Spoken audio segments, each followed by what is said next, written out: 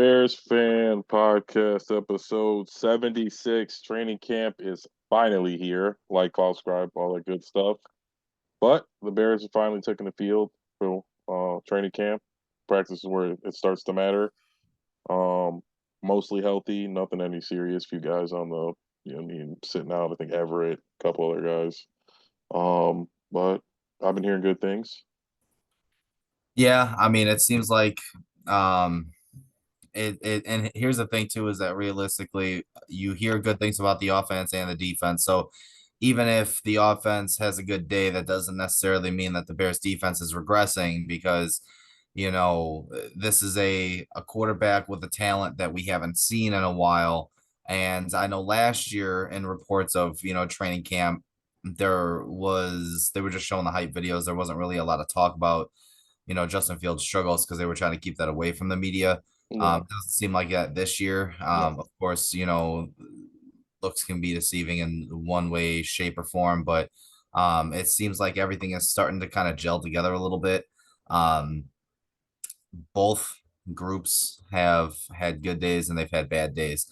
There was a clip posted. I've been reposting stuff from TikTok and stuff like that from the Bears official channel as well as ESPN 1000 and everything else like that about the deep throws to Tyler Scott. He's getting a lot of work. Yeah. You know what I'm saying? So they might use him a little bit of a slot role, maybe four wide.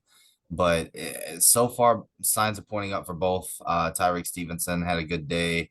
Had a couple of good days so far in training camp, but realistically, we're just looking forward to the preseason, August 1st, the Hall of Fame game preseason, and then onto the regular season. I mean, we're close, man. I, the excitement is beyond me. I mean, we are at training camp. We still have another edge, but I mean, what can you do? Yeah, all but just signed. Um, I think Yannick is gonna be the play. I think they're probably letting him get healthy, wait a few more days. He hasn't signed anywhere else.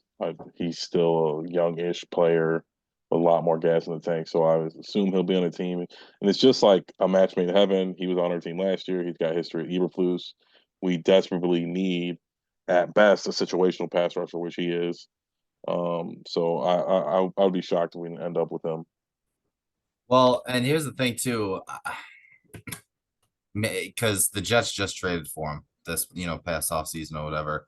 But Hassan Reddick has, no show at Jets camp. He refuses to go to camp unless he gets a new deal. If they can't come up with a new deal, realistically, do you think that's a trade option for the Bears?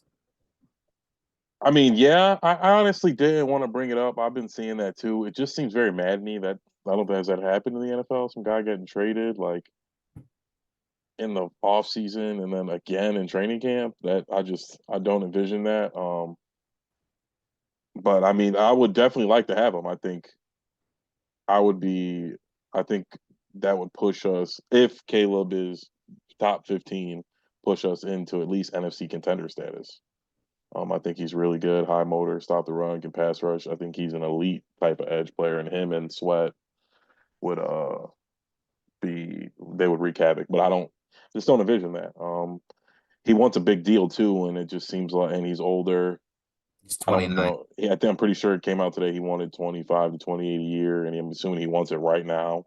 So it just seems like not that's not something the Bears are going to do. Well, that's the thing is that I mean that's Montez Sweat money. Montez, signed for 25. I think if you trade for him, you send him to a 4-year, $100 million deal, get it done. I mean, then he'll be 33 when the contract ends, 34 realistically, because you're at the 4-year extension mark. He's still playing on one more year. So that extension will kick in at his age 30 season. But if you're looking for something, to pretty and you can always have outs after the first couple of years. You know what I'm Yeah, saying? Like front load the contract if you have the cap room. You realize you have the rookie quarterback now. You know what I'm saying? You have that cap room, you have that flexibility. If you're gonna make a run, that's the type of move you make. yeah. I think if this was next year, I think they would 100% do it. I don't know right now if they're going to push all their chips in. Looks like Jordan Love's holding out as well. Um, It blows my mind that they're about to make him the highest paid player in NFL history, after one good Um, season. I guess I kind of agree. I mean, it's just like that's how it goes. Like Oh, absolutely, it's how it goes. And they Jordan Love dropped the played his ball cards not right. doing it last year. They Yep, fucked Jordan themselves, Love played his and cards right. yeah, Absolutely, you they fucked cannot fault him. themselves. I don't fault Um, Jordan Love. I and fault it's Green and Bay it Packers. and it's and I know you say it's one good season, but it's like you see Trevor Lawrence get paid, Kyler Murray's like I'm better than those guys. Like oh, like just body of work, I'm better than them. So, I'm a first round pick too. I've been loyal. You know what I mean? I basically played on the franchise tag.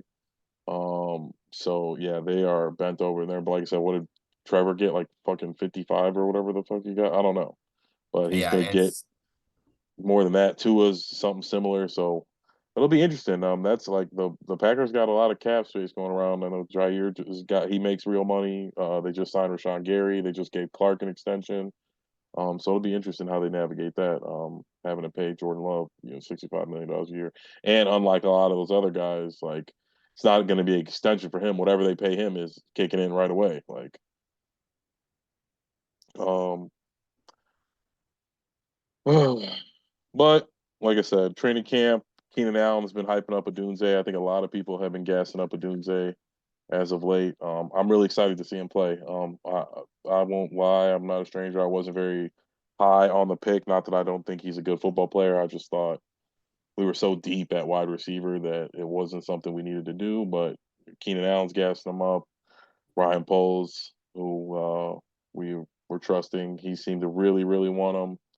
So I'm excited to see him go out there and play because he's going to get a lot of favorable coverages.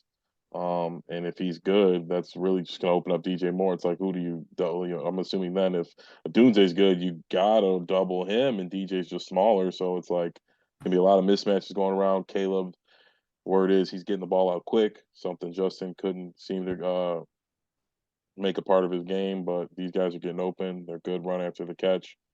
Um, and like I said, very excited to see them go out there and play. Yeah, and if you're running a three wide, you would realistically expect Keenan Allen and Odunze to play the outside with DJ Moore as a slot, and you cannot like that's really hard to cover. It's really hard to cover. Yeah, You know what I'm saying? Because not that DJ Moore. I'm not saying DJ Moore is anything like Tyreek Hill or anything, but Tyreek Hill is he does his best work in the slot because he gets those mismatches. He's small, quick, he can change directions really fast, and that's what DJ Moore does best too. He's really good at his route running. He's very good at the quick change of directions. You can't have a safety or a linebacker or a third corner covering DJ Moore. You just can't have that yeah, happen. He or will like eat any of them. all game. Yeah, So it's going to be very interesting to see what kind of offense Shane Waldron's going to run. I know I saw some things on X about, the Hard Knocks crew following Keenan Allen, following Roma Dunze. They're also putting a spotlight on Velus Jones, which could potentially spoil, kind of foreshadow his possible cut from the roster because I don't see any other wide receiver being sacrificed besides him in terms of what would save him for a roster spot. He's the most expendable at this point. I would have said Scott before training camp started, but it seems like Scott's got all the highlights. Like what I Yeah, mean, couple of Dunze, fewer DJ Moore, but it seems like Tyler Scott's out there making a lot of plays for whatever reason. Him and Caleb have some sort of connection. So yeah, I think Velus Jones is out of there. They signed Carter; he's a specialist. And they went out and got him. So it's like if they liked Velus Jones better than him, they never would have got him in the first place. So I'm I hearing a think, lot of chatter about the Nate Davis situation and him possibly being not on the roster come week one. There's a couple of other things. I haven't really heard a lot about DeAndre Swift. Of course, you no, won't in no, training camp with running backs because there's not a lot of contact going on. It's mostly yeah. 7-on-7. I But wonder how that's going to go. I mean, I really wanted to see Roshan play this year, but I obviously, think he will. I think Khalil so well, Herbert Herbert's out of there. I think Khalil Herbert is the odd man out. I really think week one, you're looking at a DeAndre Swift one and Roshan Johnson number two. And it's nothing against Khalil Herbert. It's just it's a contract year for him. You know what I'm saying? Yeah, They're not gonna pay him. So and you still have Roshan on a rookie deal. So why would Khalil Herbert was hurt last year. If you can't find somebody to trade him for like a 6-round pick, or the 7th round pick or whatever, then Roll with them. just cut Yeah. ties. You know what I'm saying? Roshan is a better three down back anyway, and you just signed DeAndre Swift to a ton of money. But I think the most underrated signing of this offseason, when it's all said and done at the end of the season, is going to be DeAndre Swift. And it's not just from what I've seen, from the previous season or anything else like that. But I have been watching Hard Knocks on the New York Giants and everything else like that. And there was a big, piece about when they were trying to figure out what to do with Saquon and everything else like that. They kind of dived into DeAndre Swift a little bit, and just hearing some of the guys that do this for a living, you know what I'm saying? Real front office people talking about what DeAndre Swift brings to the table. It kind of made me feel better as a Bears fan, knowing that that was money well spent. It's not like we spent that money, you know what I'm saying? If we didn't overpay for him, that was about the market he was going to go for. And he chose to sign with the Bears anyway because of, what we were going to do here pretty much. And my whole thing is that he's a very versatile guy. He's a very good pass catcher out of the backfield. He's a pretty shifty runner. I noticed Good speed. watching a little bit of the tape. He's not a first contact fall down to the ground running back. He's gonna fight for those extra yards. And he's got that speed. I think he's gonna fit the mold of what the Bears want to do on the run game. And like I said, he's a really good pass catching back out of the backfield. And that's just gonna open things up a lot more. I think we're gonna see some very creative screens this year. I think we're going to see a lot of outside zone, because DeAndre Swift's not a run between the tackles guy, or run between the guards guy, I should say. Outside zone, you kind of run off the guards, right ends or left Yeah. end. You know what I'm saying? Stick your foot in the ground and Um, cut it up if it's there. yeah.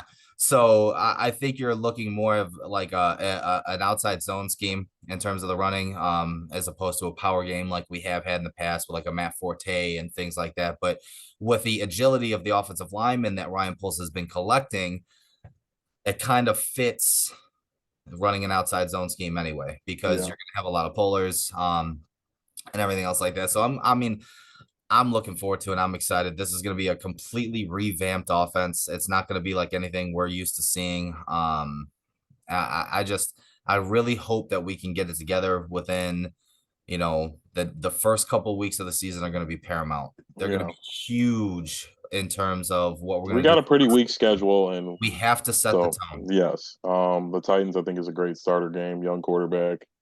Um Titans pretty solid on defense, but no superstars anywhere really. I guess Jeffrey Simmons, but No, but they do have two veteran wide receivers. DeAndre Hopkins is still DeAndre Hopkins. It's like he's ageless. Calvin Ridley, I mean, I'm not really too concerned about Calvin Ridley, but Will Levis in a few games last year showed up pretty well. I agree in the sense that like he had some big games. Well, you got to remember they also suck, so they're losing in a lot of those Absolutely. games, and they're like that was his. We're gonna test him out year, so they're throwing it every play. Henry was hurt, so I don't think Will Levis is gonna. I don't think he'll be the starter next year. I don't You see don't it. think so? No, I think they'll be Uh, moving on to somebody else. Um, I don't think he has it. I'm like I said, he had a few big games, but so did like Mike White and fucking. There's plenty of guys who Sam Darnold's had some big games. Um, but yeah, like I said, it's the summertime. Not much to talk about. Oh, one last thing I did want to say: Eddie Jackson to the Ravens, joining Roquan. yeah, yeah. I think that's a great place for him. I like to see our guys go somewhere where they're getting a chance to succeed. He'll get to play in some big games again. They needed a safety, so he'll probably end up starting. I imagine him and Roquan got a little bit of connection. They got a rapport. And the reports leaked out that Caleb, the holdup for his contract, he was trying to get paid in an LLC. Yeah. That's interesting. I It's guess smart. it's a It's smart. workaround. I It's guess, yeah. I smart. mean, I'm not always. I guess when you hear like we know what Illinois taxes are, and then you hear other players who are in Florida and they don't got to pay any, and it's like, so I guess anything you can do to try. I didn't understand why you couldn't, because didn't they pay a guy in like Bitcoin? Didn't some Yes, they player get did. paid in Bitcoin? So I don't Yes. understand why you couldn't get paid to an LLC if you could pay somebody in Bitcoin. Like, I don't get it either. I don't know if it's the parameters of I the think I think this NFLPA. was a first example and one of many to come where Caleb's a trendsetter and he's outside the box thinker. And I think it'll be a gift and a curse for the Bears. It'll put us in the spotlight. But when it's time for Caleb to re-sign, some weird shit's gonna happen. He's gonna want something in his contract that never been done before, and things like that. I Well, I'll think, tell you, and it might be a good way, it could be in a bad way, probably good for the players, but if he wins, there's not a single person in Chicago that's gonna give a fuck. well, yeah, that's always the modifier. If you win, we don't care what you like. Being the winning quarterback in Chicago Bears, I mean, and like we talk about, I guess maybe not the McGaskies, but it's priceless. Like we were talking about who's more underpaid a while ago, Brock Purdy or Patrick Mahomes, and it's like even though Purdy makes $500,000 a year and Mahomes makes 50, he's still more underpaid than Purdy, and it's like. So if you can even you make it to the Super Bowl, I mean that's worth $100 million a year to the Bears, I would imagine, because it's probably going to make them $1 billion if you want to make it to the NFC Championship, though. Um, but yeah, Sustainable success. That's yeah, all. That's all it's gonna take is sustainable success. If Caleb Williams comes in on his rookie deal and he makes the playoffs 3 out of 4 years, that I think that's reasonable. I know we do have high expectations, and I do kind of because, again, we're bitter. Or some of us are. Admittedly so about what happened with Justin. So, I do have certain high expectations because they claimed like we have to get this guy because he's way better, and so it's like I don't want to hear too much about growing pains. Um, but it doesn't seem like we're going to be having many. Obviously, there'll be some hiccups. He's a rookie, but I think we got a weak schedule to start. Um, I know the Lions are trending up, but well, we we have all 9 days until the yeah Hall of Fame Hall of game. Fame game. We'll probably see Caleb for a drive, which sucks. Um, but we'll get to see Bajan back out there. Get to see Tyler Scott back in action. A little more Roshan. That's what I really want to see. Honestly, I really want to get a peek at like Terrell. Was it Lewis, the Terrell corner? Smith, Terrell Smith, sorry, the corner we the have. corner He's like from our Minnesota. yeah. He played really well when he got in. I'd like to see him play because I mean He's if an that aggressive. He's an aggressive corner. and Very he's gonna have to aggressive. play. I mean, Kyler Gordon has gotten hurt every year since he's been on the team. So and Jalen got paid, so I imagine he's gonna get hurt somewhere in there. That's just how it goes.